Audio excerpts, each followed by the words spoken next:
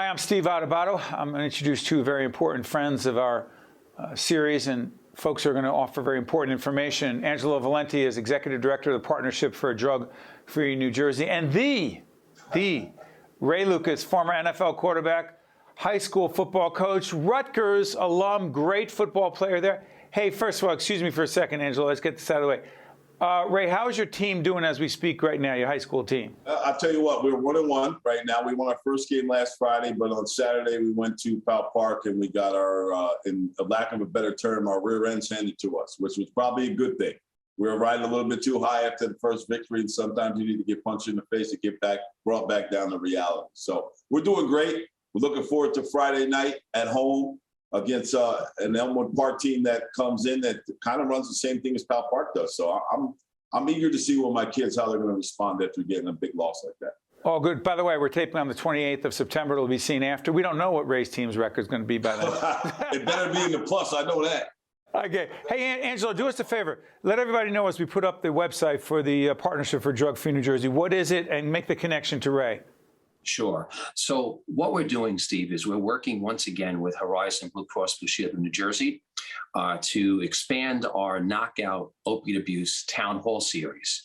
And what we're doing this time around, and this is the third two-year cycle, is we're focusing in on athletes. And that's why we're so pleased that Ray has been able to join us, because we think it's so important that people that are involved in athletes at every level, but certainly at the high school level and even at the grade school level, that they understand the importance of knowing the dangers of getting prescribed an opioid if there's a sports injury or if someone is in some sort of a situation where they need to go for therapy. It's crucial that this information gets out, that opioids are not the answer and that we have to look at alternatives to deal with acute pain. By the way, as the website goes up for the Partnership for Drug-Free New Jersey, reach out, go to the website, get help, get support. Hey, Ray, I don't want to assume everybody knows your story other than being a great athlete, great broadcaster, great coach right now. You told our producers, and you said this publicly, quote, as it relates to your addiction to opioids, you went from 125 pills a month to 1,400 pills a month. Yeah. Well, 1,400 pills might have been an understatement, Steve, to be honest with you. I think I was probably at close to 1,600 pills a month at my worst. You know, the crazy thing about being an addict and, you know, telling your story, because I'm not ashamed of it, I'm a survivor. I came through the other side where a lot of people haven't. And, you know, when Knockout Opioid Abuse comes to the table, and I did my format up at Rutgers, and they're doing great works. And the athletes are, I'm not saying, you know, centralized group, because drugs don't care what you do for a living. If you're an athlete or a CEO, it doesn't make a difference. It comes to all classes and it doesn't care about religion, creed, or race. So for me to tell my story, I want these younger kids to know that there's other alternatives that weren't presented to me back when I became an addict. You know what I mean? You get surgery, you're playing in the NFL, you take pills, whatever you got to do to stay on the field. And I was willing to do that, and I'm not sorry for that. But I was the person that took the 125 milligrams, 125 pills a month to 1,600 pills a month. That is pointing the thumb, not the finger. Now, as you're an addict, you know, you always point the finger. It's always somebody else's fault. Instead, I took the approach is find out what's wrong with me and how I can get better, and then maybe I can help somebody else. So yeah, at my worst, Steve, I was about 1,600 pills, sometimes 80 a day. I mean, I took enough pills in one day to kill a small village. You know, Angelo, as we listen to Ray, you hope and pray that he's having an impact on kids and parents and others right now, and you know he has an impact on what he does every day. But Angelo, let me ask you something. To what degree do you believe the coaching culture, the sports culture today, is where it needs to be in acknowledging this opioid crisis and the abuse that's taking place right now, and frankly, a culture that has supported it for a long time? Well, Steve, I think that's changing. I think over the last several years, unfortunately, we've seen so many families that have been impacted by the opiate epidemic in New Jersey and throughout the country. And in particular, we also have seen that athletes, because of the nature of what they do, there are situations that they find themselves in where injuries are common, that athletes are much more likely to be exposed to an opioid. So it's crucial that the coaching staff, that certainly parents, also become very knowledgeable about this particular issue. You know, as a dad of 3 daughters, all of whom played high school sports, I mean, we found ourselves in emergency rooms, unfortunately, more often than we want to. Me too, Angelo, 3 daughters. And one thing that we knew was that when it came time for that prescription to be written, you know, we said no. We said, no, let's look at alternatives to opiates. And I think that's what other parents have to do. They have to know that there's alternatives, especially dealing with acute pain.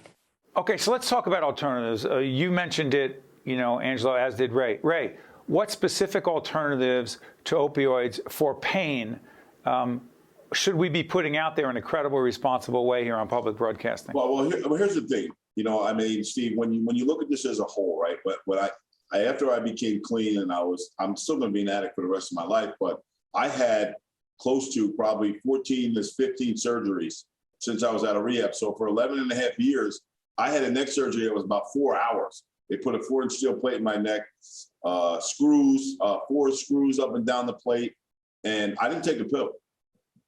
They did put blockers, which I found out after a knee surgery. I had blown my knee out, and they were going to put blockers in. They were like, "Do you want pills?" And I said, duh. You know who I am? Like, I know I can't take anything. And my doctor, Dr. McInerney, said, "All right, Ray, don't worry about anything. We're going to put a nerve block in." Now, the key component to the nerve block is this, Steve. For 24 to 48 hours, you can't feel your leg, but you can't feel the pain either, right? And after that window, you really don't need the pills. You can deal with the pain. You know what I mean? It's just so freely given, and it was sold on such a, you're not going to become addictive to it. This is the miracle drug. Everybody's going to feel great about it. And they were wrong in a big way. I think opioids changed the face of addiction for all our generations to come. I mean, it doesn't care what class, like I said. I mean, the rehab I was at was a very high-end rehab. I was in there with CEOs, CFOs, heart surgeons, doctors, lawyers, you name it, they were there. And then some, you know, young, from a small town kid from Harrison, New Jersey, an NFL player. You don't think addicts are people like me, people like you, Steve, or people like Angelo, for that matter. You just don't picture them. You see the guy on the street that's begging you for some change. That is not the case with opioids. It changed everything for everybody. By the way, you mentioned Dr. McInerney, and I know exactly what you're talking about. He is a first-class sports physician. Yeah, he gets it. Angelo, let me ask you this. COVID and the opioid crisis. Give me 30 seconds to a minute on that. Well, I think, Steve, in some ways, New Jersey was much better prepared than many other states. We had laws in effect that had required conversations between patients and doctors when they were prescribing an opiate, which that law now is going to be introduced in Congress, and hopefully it'll pass, and that law will be replicated throughout the country. So I think there was a great awareness that took place. Certainly the series that took place between Horizon Foundation and Horizon Blue Cross Blue Shield in New Jersey and the partnership, the Knockout series, was an excellent way for people to be prepared in a state, to be knowledgeable, and to be able to help protect their families. And I think that that really was demonstrated by looking at how New Jersey fared to the rest of the country with regard to the opiate epidemic during this pandemic. Final comments, Ray. Words right now, just a few moments if you could, 30 seconds or less, to all the parents and the kids out there who need to hear the message you're about to deliver. From your experience, please. Here's the thing, Stephen, in 30 seconds, you know, it's hard for me to do because I love talking. I love being on, I'm not on TV no more, so I'm trying to use this. No, I'm only kidding. Here's the message in all seriousness. Ask the friggin' question. Do not be afraid to ask the question to any physician, your children. Know who's coaching your children, because that does come into it.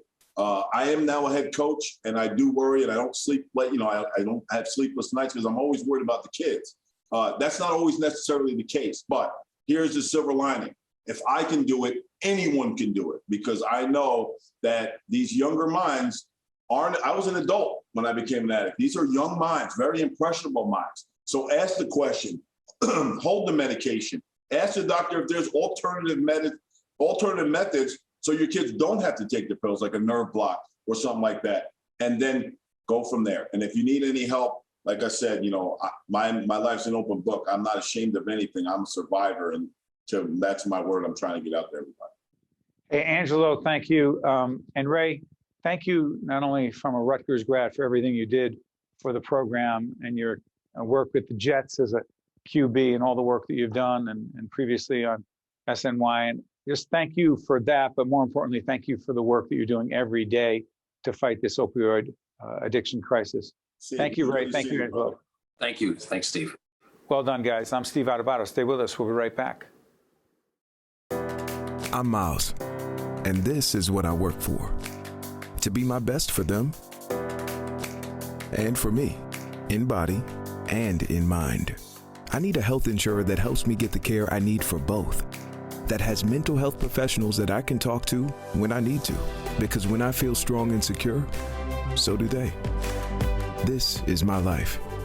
And this is how Horizon Blue Cross Blue Shield of New Jersey works for me. Also brought to you by Horizon Blue Cross Blue Shield of New Jersey. Here when you need us most, now and always. Valley Bank. The Robert Wood Johnson Foundation. The New Jersey Education Association.